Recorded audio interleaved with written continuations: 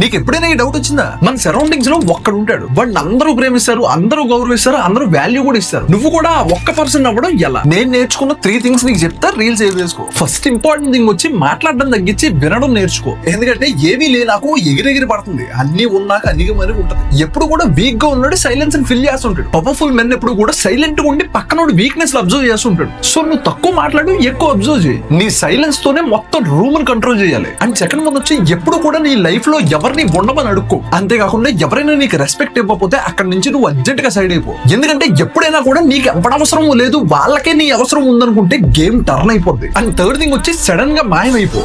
Yes, ఇప్పటి వరకు నీకు నచ్చి నువ్వు మాట్లాడుతున్న వాళ్ళతోటి సడన్ గా మాట్లాడడం మానే. ఎందుకంటే ప్రతిసారి అవైలబుల్ గా ఉన్నోడికి వాల్యూ ఉండదు. వాళ్ళు నేను మిస్ అయ్యేలా చెయ్యి. ఎప్పుడైతే నీ ప్రెసెన్స్ ప్రివిలేజ్ గా మారుతుందో నీకు రెస్పెక్ట్ ఆటోమేటిక్ గా వస్తుంది. నీకు ఇలాంటి కంటెంట్ కావాలి, నువ్వు ఫాలో అవుతాను అనుకుంటే కింద ఐ ప్రామిస్ అని కామెంట్ చేయి. సొసైటీలో ఉన్న రియాలిటీ చెక్స్ అన్ని మడత పెట్టి నీ చేతిలో పెడతా. అండ్ చూసి వెళ్ళిపోకుండా ఈ వీడియోని మీ తమ్ముళ్ళకి చెల్లెలకి షేర్ చేయండి. And do for సాక్షిపీడియా.